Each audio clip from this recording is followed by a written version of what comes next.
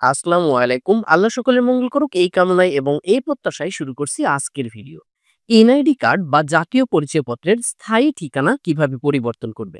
আপনারা জানেন যে এনআইডি কার্ডের ২ টা ঠিকানা রয়েছে। একটা হচ্ছে বর্তমান ঠিকানা যেটা এনআইডি কার্ডের পিছনে থাকে, যেটা মানে দৃশ্যমান। এটা হচ্ছে এনআইডি কার্ডের বর্তমান অ্যাড্রেস।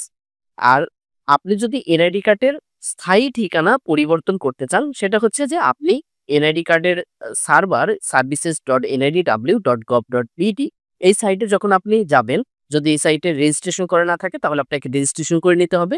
আর যদি রেজিস্ট্রেশন করা থাকে তাহলে আপনার এনআইডি নাম্বার এবং পাসওয়ার্ড এবং ক্যাপচা প্রবেশ করে আপনি লগইন মানে ক্লিক করলে তখন কিন্তু আপনি এনআইডি সার্ভারে প্রবেশ করতে পারবেন। এখান থেকে প্রোফাইল থেকে আপনি ঠিকানার অংশে ক্লিক করবেন।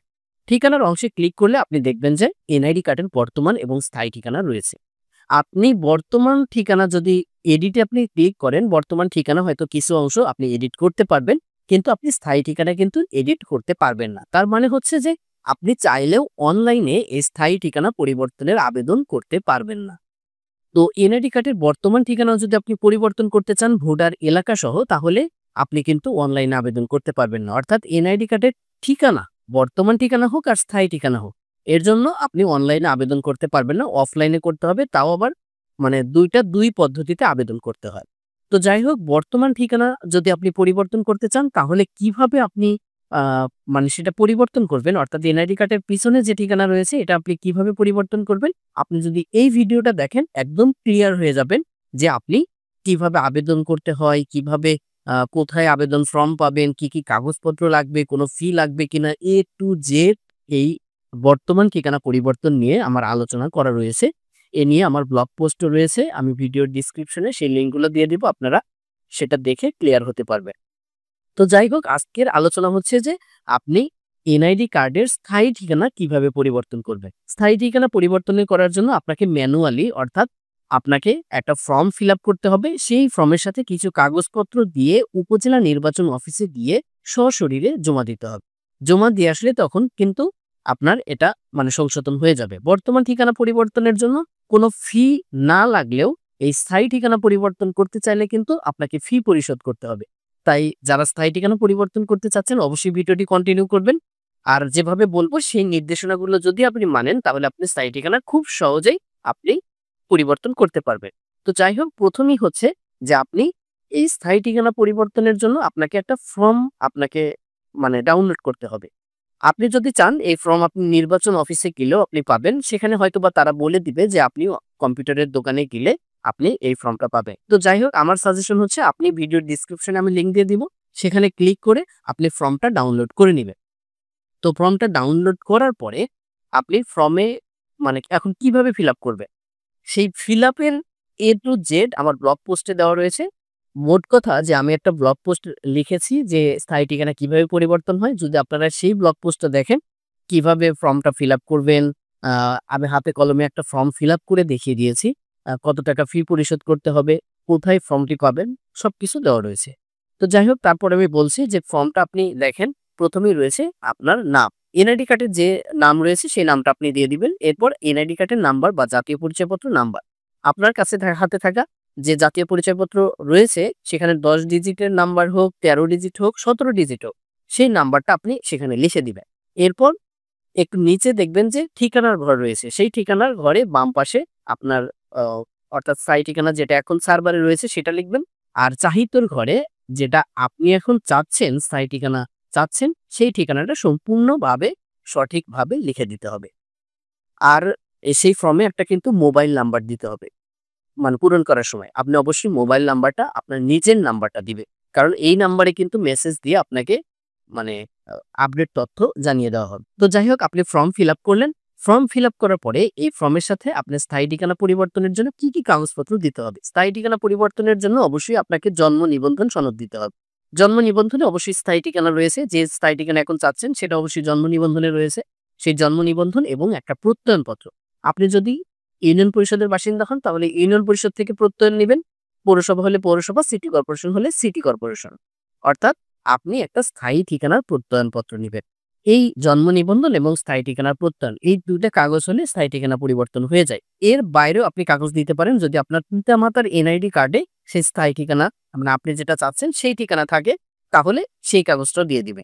আরো যদি আপনার পেপারস থাকে যেমন বিদ্যুৎ বিলের কাগজ বা বাড়ির ট্যাক্স রসিদ সেগুলো যদি থাকে আপনি দিবেন, না থাকলে কোনো প্রয়োজন নেই।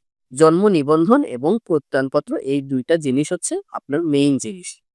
তো যাই হোক, আপনি এই কাগজগুলো দিয়ে আপনি ফর্মটা যথাযথভাবে ফিল আপ করে ফর্মের সাথে এই কাগজ সংযুক্ত করে আপনাকে কিন্তু যেতে হবে উপজেলা নির্বাচন অফিসে। অর্থাৎ আপনি এখন এনআইডি কার্ডের পিছনে যে বর্তমান ঠিকানাটা রয়েছে, যে ঠিকানায় আপনি এখন ভোটার রয়েছেন, সেই ঠিকানায় কিন্তু মানে ওই ঠিকানার নির্বাচন অফিসে আপনাকে যেতে হবে। অর্থাৎ নিজের উপজেলা নির্বাচন অফিসে আপনাকে গিয়ে এই আবেদনটা জমা দিয়ে আসতে হবে। তো আবেদন জমা দেওয়ার সময় আপনাকে কিন্তু একটা ফি পরিশোধ করতে হবে। এই স্থায়ী ঠিকানা পরিবর্তনের জন্য ২৩০ টাকা ফি পরিশোধ করতে হয়। এর সাথে যদি আপনি বিকাশের মাধ্যমে পেমেন্ট করেন তাহলে ৬ টাকা চার্জ নিবে, অর্থাৎ ২৩৬ টাকা। আর যদি আপনি ব্যাংক ড্রাফট মানে ব্যাংকে চালানের মাধ্যমে জমা দেন তাহলে ২৩০ টাকা নিবে। তো যাই হোক, আমার পরামর্শ হচ্ছে যে আপনি আবার ব্যাংকে দৌড়াবেন এগুলো ঝামেলার দরকার নেই। আপনি বিকাশের মাধ্যমে নিজেও পেমেন্ট দিতে পারেন। আর পেমেন্ট কিভাবে দিতে হয় এ নিয়ে আমার চ্যানেলে ইউটিউব চ্যানেলে ভিডিও দেওয়া রয়েছে।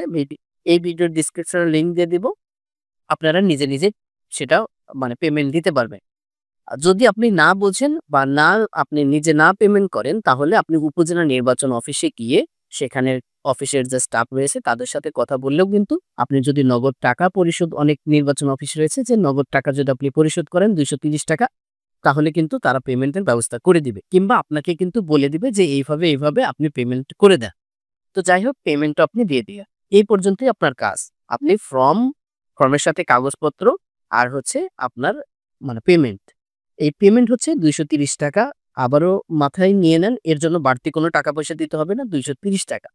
তো ফর্ম, কাগজপত্র এবং এই ফি আপনি পরিশোধ করে দিয়ে আসলে এই স্থায়ী ঠিকানা কিন্তু পরিবর্তন হয়ে যাবে। তবে স্থায়ী ঠিকানা পরিবর্তন হওয়ার জন্য আপনার বেশ কিছুদিন সময়ের প্রয়োজন হয়। সেটা হতে পারে ২ সপ্তাহ, ৩ সপ্তাহ, ইভেন ১ মাসের মতো লেগে যেতে পারে। স্থায়ী ঠিকানা পরিবর্তনটা আপনার একটু অ মানে লেন্দি সময়ের লাগে। অর্থাৎ সময় একটু বেশি লাগে।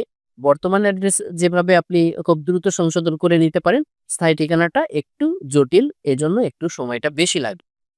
তো যাই হোক, আপনার সংশোধন হয়ে গেলেই কিন্তু ফোনে আপনি মেসেজ পাবেন। ফোনে মেসেজের মাধ্যমে আপনাকে জানিয়ে দিবে কখন আপনি এনআইডি কার্ডের ডাটাবেজে প্রবেশ করে কিন্তু আপনি দেখতে পারবেন যে আপনার স্থায়ী ঠিকানা পরিবর্তন হয়ে গেছে। তো স্থায়ী ঠিকানা পরিবর্তন নিয়ে সবচেয়ে ভালো হয় আমার একটা ব্লগ পোস্ট রয়েছে। আমি ভিডিওর ডেসক্রিপশনে লিংক দিয়ে দেবো। সেখানে এই স্থায়ী ঠিকানা নিয়ে A to Z আলোচনা রয়েছে। আপনি কিভাবে ফর্ম ডাউনলোড করবেন, কোথা থেকে ডাউনলোড করবেন, কত টাকা ফি পরিশোধ করতে হবে, কি, কি কাগজপত্র দিতে হবে, আ কতদিন সময় লাগতে পারে। তাই যাই হোক, টোটাল প্রসেসটা দেওয়া রয়েছে। তো আমি চাইবো আপনি অবশ্যই ব্লগ পোস্টটা দেখেন। দেখলে আপনি কিন্তু ক্লিয়ার হয়ে যাবেন। আর যারা এখন পর্যন্ত বর্তমান ঠিকানা পরিবর্তন কিভাবে করতে হয় অর্থাৎ এনআইডি কার্ডের পিছনের ঠিকানা সেটা কিভাবে করতে হয় আপনি জানেন না, তাহলে অবশ্যই আমার এই ভিডিওটা দেখবেন। এটা দেখলে কিন্তু ক্লিয়ার হয়ে যাবেন যে আপনি কিভাবে পরিবর্তন করবেন। তো এই ছিল এনআইডি কার্ডের স্থায়ী ঠিকানা পরিবর্তন করার A to Z প্রসেস, যেটা আমি বলে দিলাম। এই প্রসেসে যদি আপনি আবেদন করেন খুব সহজেই কিন্তু স্থায়ী ঠিকানা পরিবর্তন হয়ে যাবে। তো যদি ভিডিওটি ভালো লাগে অবশ্যই ভিডিওতে একটি লাইক দিয়ে যাবেন। যদি আমার চ্যানেলটি এখন পর্যন্ত আপনি সাবস্ক্রাইব না করে থাকেন, অনুরোধ করব অবশ্যই চ্যানেলটি সাবস্ক্রাইব করবেন। আর যদি এ বিষয়ে আরো কিছু আপনার জানার থাকে, আপনি যদি না বোঝেন অবশ্যই ভিডিওর কমেন্টে যদি কমেন্ট করেন, আমি চেষ্টা করব উত্তর দেওয়ার জন্য। আল্লাহ হাফেজ।